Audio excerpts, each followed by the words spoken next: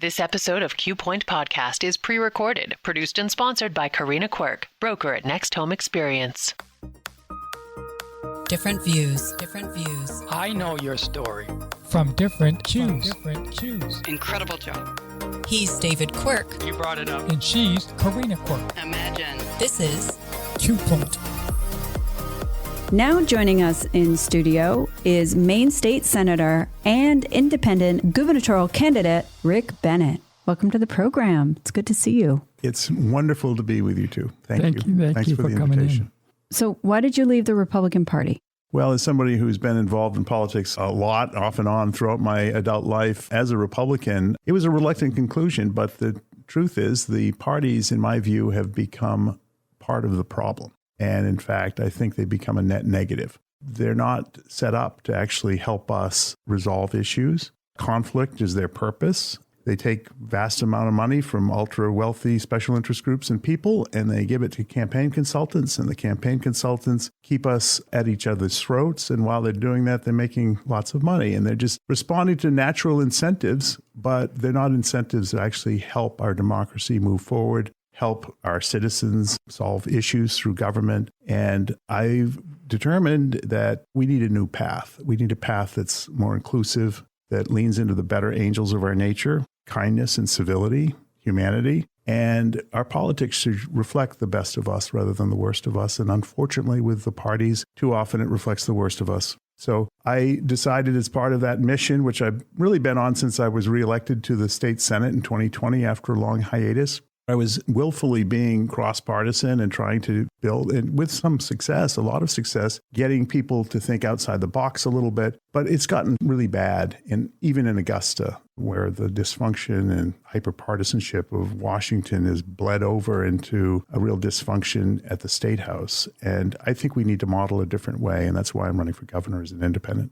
We have heard that often from representatives and senators that now in Augusta, it's more about optics. Oh, it happens every day. I gave a speech regarding this on the floor of the Senate about the budget, where both sides, the Democratic and Republican sides, it's very performative. It's almost like a staged Japanese dance where everybody's got their role to play, and it's more shadows than actual people doing the work. And I'm not saying that people don't have heartfelt views, but there seems to be very little reward from the parties and the apparatus that defines and supports the parties, the bases in the party, that echo chamber on the right and left that likes to yell at each other in social media platforms, that there just doesn't seem to be the room in that construct for people to actually roll up their sleeves, find compromise, look for consensus, build off from the common values that we share, and there are many, rather than over those pieces that divide us. And first of all, it leads to a lot of unhappiness and a toxic political culture, but it also fails to deliver results on the pressing issues that we have facing Mainers. And there's also opportunities that are facing, and I think both are lost in this mess. So in order to get beyond that, I think we need to do politics differently. And I'm really happy to see the response I've been getting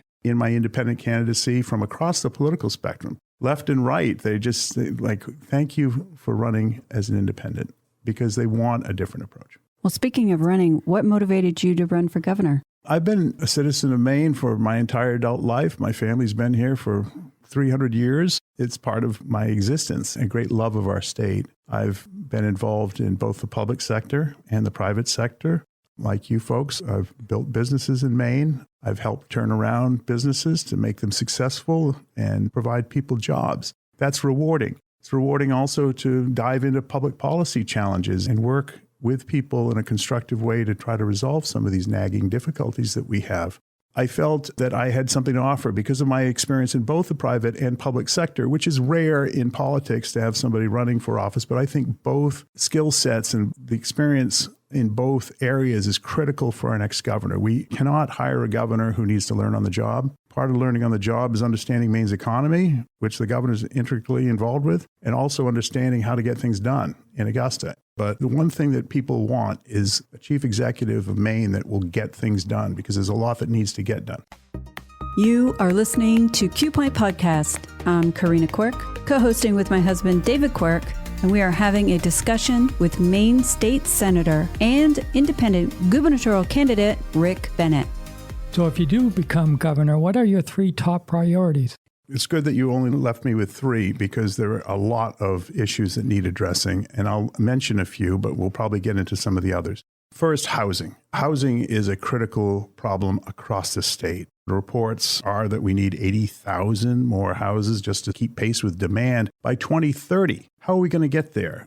Well, there's been a lot of effort to focus on this at the State House, but a lot of it has to do with subsidizing housing. You can't subsidize your way to 80,000 houses. We need to break down some of the barriers for the private sector to actually build houses. And there's a lot of rules and regulations that are in the way. And so I've been working as a member of the Housing and Economic Development Committee to beat down those rules where they're standing in the way of entrepreneurs who know how to do it. If you want housing that's affordable, you're going to have to build it in a more congested format. That means less square footage in terms of the footprint of the houses, which both saves you land costs, but it also saves you infrastructure costs for water, sewer, and other utilities. And if we're going to build houses that are affordable and accessible to Maine people, we're going to have some of our rules that really impede more congested housing. We're going to have to get rid of those. We're going to have to put them aside. And sometimes that's in particular cases. You have to be concerned about local home rule and issues like that. But we've got a crisis here. And it means that people can't work in the towns where they live and live in the towns that they work. There are places in southern Maine that a school teacher or a firefighter can't afford a home. And that's wrong. We really should create a culture where people have accessible housing that's affordable to them. So that's one area that's critical. It relates to a lot of other areas I suggested. Workforce, the economy, the ability of Maine business owners and entrepreneurs to flourish as well. I think, secondly, energy costs are through the roof. We are holding our economy back by some of the policies that we've built around energy. One of the big issues everybody sees around is solar fields going up everywhere. And the brake has been tapped on that, and that's going to be solved for the future. But in the meantime, we've left $240 million of stranded costs onto ratepayers. The stranded costs are really the costs of net energy billing, which is kind of a misnomer in many ways, because what it is a subsidy to solar developers. And about 85% of these solar developers are Wall Street firms, hedge funds from out of state, who Maine passed a law in 2019. It was a very sweet deal. And these guys are very good at arbitrage. And they said, my God, this is free money. So they did what they do, which is build lots of solar capacity in Maine. And that has actually, we quintupled the original goal of that program. But the problem is that as we're asking people, residents, businesses, particularly small manufacturers, to electrify, to lean more into electrification, the rates are prohibiting it. So it's a perverse reality we've created where we're forcing business owners, many of whom have been here for years, decades, generations, to pay subsidies to solar developers and pay inflated rates on their energy costs. So that's one of the problems with energy. We're a little away from the grid. We've got challenges there as well. And I think public policy related to energy has been misplaced. So we need to get that right. Schools, a third issue. Our ratings, our test scores, the recent news about teachers who are just unhappy in Maine. There's some bad things going on in the classroom, and those can't just be solved at the district level and the classroom level. I think teachers and parents are crying out for help, and we need to really do better in our schools. We need to educate our kids better. Maine hasn't recovered from COVID as quickly as other states have done. Everybody was set back during that period, but Maine continues to languish, and even states like Mississippi are now outperforming Maine in terms of education attainment. So those are 3 issues of many that we need to deal with, but they're serious issues and they affect people at the kitchen table. As well as property tax. Do you have a plan for reducing property taxes? Yeah, property tax is a big issue. There's a couple of aspects to that. One is the expense or the expenses that property taxes fund. We've tried to deal with that in the State House by committing to the demand of the people that 55% of education be paid for by the general fund rather than property taxpayers. Of course, that doesn't affect every town the same. Some towns are still paying 90% property tax, some pay 0. But overall, that's been an improvement, but we haven't seen the cost come down. In Maine, there's still a lot of expense on administration in schools. So that's something we need to deal with. There's a whole side of the expense that property taxes are funding. And then you have to look at the way that property taxes fit into the overall tax mix. for our state. And I think we're too property tax reliant. There's too many services that rely on the property tax. So I think we need to rebalance it. In the meantime, we also need to invest in programs like the Homestead Exemption, which is a great program. It affects principal homeowners in the home they live after they've lived there a few years. These are Mainers, primary residents, and the state created this program, but they've failed to fund it. So the towns are not getting reimbursed for it. I think they're reimbursed about 70% of the cost. So that's just a shift to other property taxpayers in that town. The state should step up and pay that. But I also think that we should expand the homestead tax. I'd like to see a first step, particularly with seniors, is to provide the homestead exemption at 50% of the median value of a home in Maine for people 65 plus. That is the homestead exemption. Then let's also fund it properly and try to raise it for the rest of Mainers, because that will have a real impact on allowing people to stay in their homes.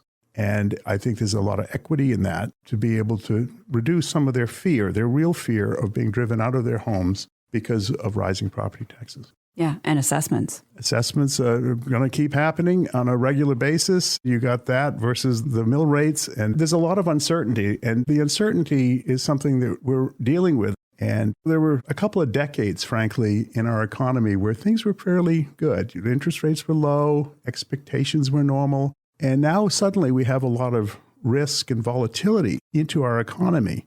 And a lot of that is politically driven. The political turmoil has translated, I think, into our economy. It's affecting business decisions, investment decisions, and that is holding us back, and we need to deal with that. So speaking of taxes, recently there was a bill that passed, and I think it got carried over on raising the income tax to 8.95. And then if you add in the 0.5% for the Family Leave Act, it brings it up to 9.5 or so. What's your opinion on raising the taxes that high? I don't think we need to turn to tax increases as the initial answer, which is the usual approach in Augusta. But the real tragedy is we haven't even looked at the spending side in Augusta in a long time. So because of partisan dysfunction, we go to this crazy system. But I used to serve on the Appropriations Committee during my previous service 25 years ago. The budget got a complete look by the Legislature, and the Appropriations Committee held a public hearing on the entirety of the budget. That doesn't happen anymore. Now, because it's a partisan budget that's only passed, the majority party needs to pass a budget. The minority party wants to vote no. So you have this standoff. What does that mean? In the old days, we used to get to a 2/3 budget. People would compromise. And they had from January through the end of June to pass a budget that would take effect on July 1st. But it required a 2/3 vote. It meant that baked in was this notion that at some point we're going to come together and we're going to find common ground and agree on a budget. Now, with this new reality, because of the hyperpartisanship, in order for a budget to take effect July 1st, it needs to be passed by March 31st, 90 days prior to that beginning of the year for it to become law. That means that the legislature has 2.5 months to look at the budget. So the governor puts out a budget. They don't even do public hearings on 85% of the budget. So all the current services for the last 2 budget cycles have had 0 public hearings. The only public hearings on the new spending, the new initiatives. We need to open up the entirety of spending. We've seen a 65% increase in the general fund over the last 5 years. We need to dig in. And as governor, I will do that first pass through the executive agencies of government and do a thorough scrutiny of it. But I will also ask the legislature to do its job and scrutinize the budget afresh.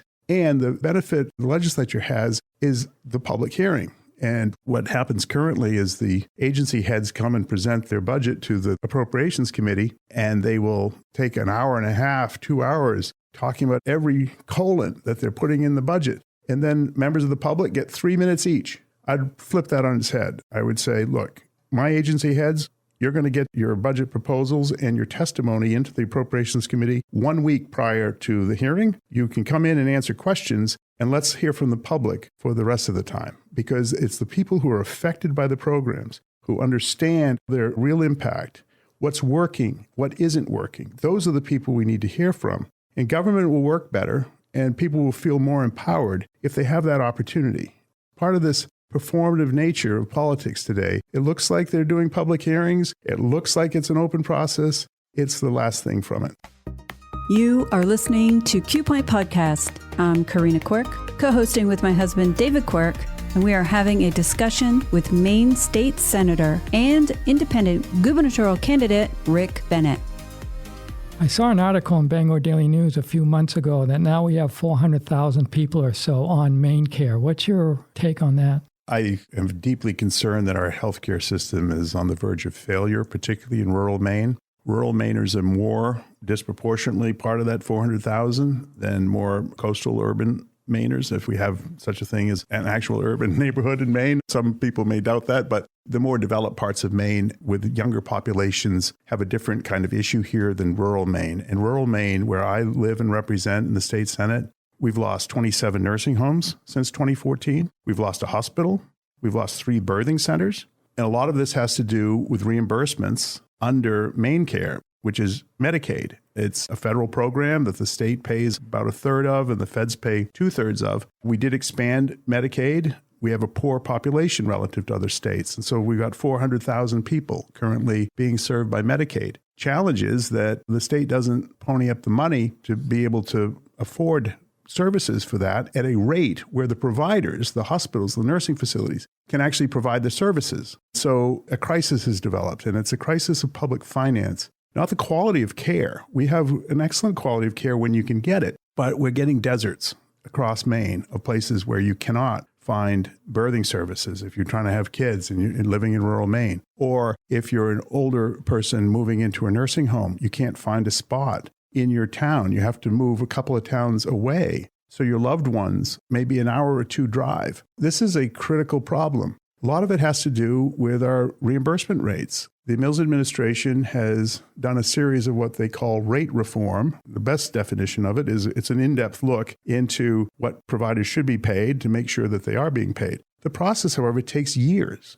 In the meantime, we're losing providers because they can't afford. It's not sustainable in the meantime. Compounding that is that the DHHS has not been paying providers. These are agencies, not-for-profits for the most part, some for-profit, who are engaged by the government, by Department of Health and Human Services, to provide public services that are passed in law. And rather than do it directly, they engage agencies. DHHS has plenty of cash. But when the Shalom House in Portland is not reimbursed for 2.5 months, for $2 million, they have to borrow money on a line of credit, pay bankers interest rate charges at 7.5% interest. That money is being taken out of circulation, out of service.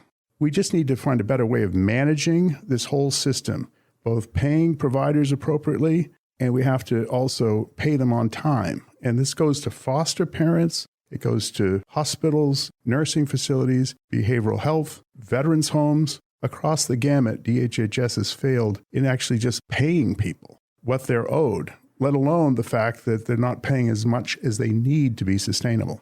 What are you going to do about the oversight of the children in their care that seem to be dying? I worked with Senator Bill Diamond. I was privileged to work with him in the legislature the last few years, and I admire tremendously the work he does, which lives beyond him in the area of oversight of our child health and child protection. It's been a disaster. I mean, kids, and it continues to happen, are dying while they're in the custody of the state or being files open on their families in the state.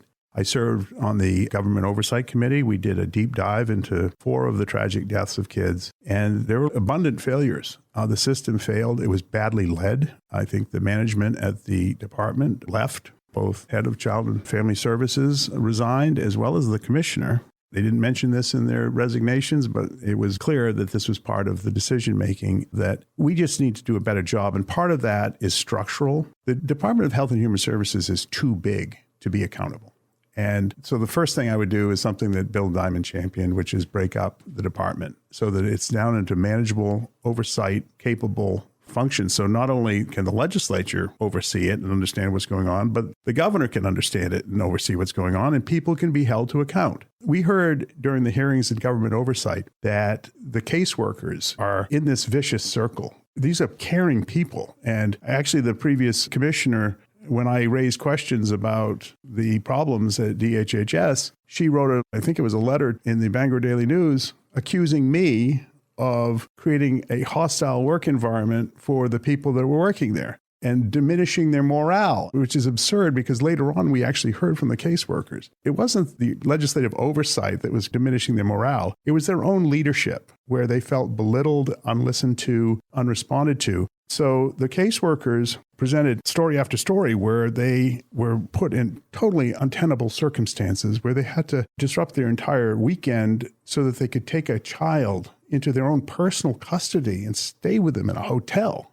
And at the same time, they're denying, we don't really use hotels. It's just absurd misinformation that we were getting. And caseworkers were really making a cry for help. And what was happening is people would get frustrated as a caseworker, they'd quit. That shifted the responsibility onto the other ones that remained. Their lives became tougher, and it's a vicious circle. So I think part of it is structural. Let's break up this department. Let's do what Bill Diamond called for. Let's have a separate Department of Children's and Families so that we can actually deliver services uniquely to that population. And there are these families in Maine that have huge issues: substance use disorder, mental health issues, bad histories, generation after generation in some of these families, and we need to help them find a way out of that circle. The current system is very defensive to the bureaucracy and not really helpful to the families.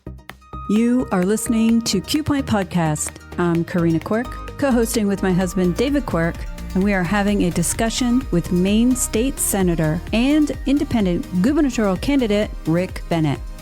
We've interviewed a lot of law enforcement lately, Sheriff Troy Morton, Brewer Chief Christopher Martin, and they are telling us that here in the Bangor market, there is now cartel gang members that are drug trafficking kilos of cocaine, methamphetamine, fentanyl, and it used to be ounce and half ounce. And I'm hearing that this is the way it is across the state of Maine. What's your plan to tackle the drug trafficking issue?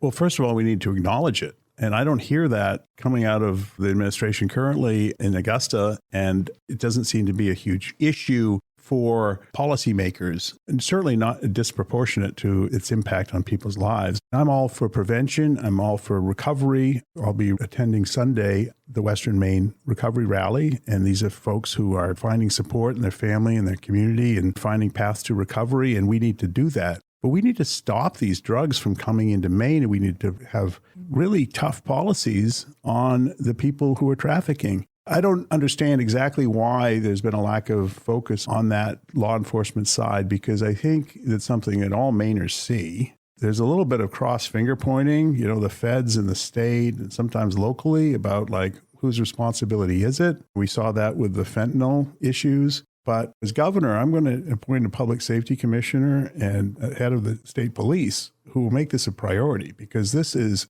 killing people, literally. And if public safety is in the word, well, it starts with people's lives. And that's why I support aggressive opportunities for people to get recovered. I supported the Good Samaritan law, which provides some cover for people who, when somebody's dying, to report in and call 911 rather than worry about getting arrested. I think we need to save lives first and foremost. And that means stopping the drugs from entering Maine and shutting down these cartels and these gangs. And you also supported the safe injection site? Yeah, that bill was carried over this legislature. I think it's premature, and it would allow for local municipalities to consider putting a safe injection site. We've had some horrible experiences with places that purport to be safe injection sites in Maine, and that put a pause on all of that consideration, appropriately so.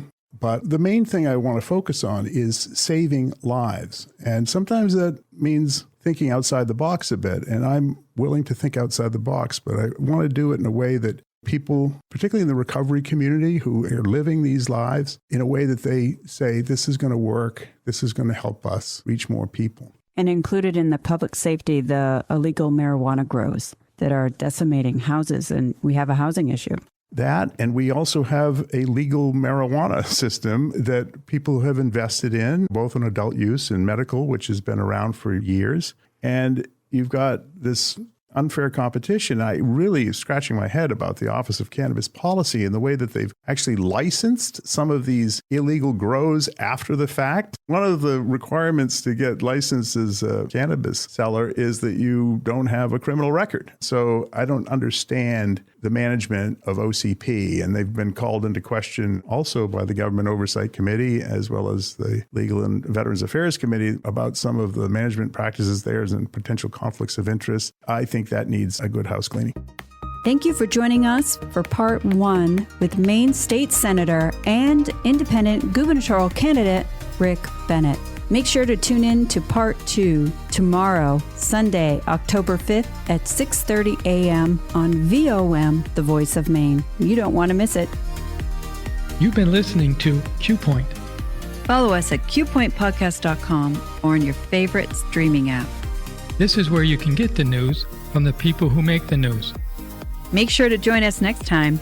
We hope you tune in. Q Point Podcast invites guests and candidates from all parties to join the conversation. The views, information, opinions, and comments expressed during this program do not necessarily represent those of the host, Q Point Podcast, associates, affiliates, and CQRE LLC. We want to take a moment to thank our listeners. If you'd like to know in advance who our guests will be sure to follow us on Facebook or on X. We do keep it updated with our upcoming guest appearances. And if you have a topic of interest, absolutely reach out. We'd love to hear from you. We appreciate the support.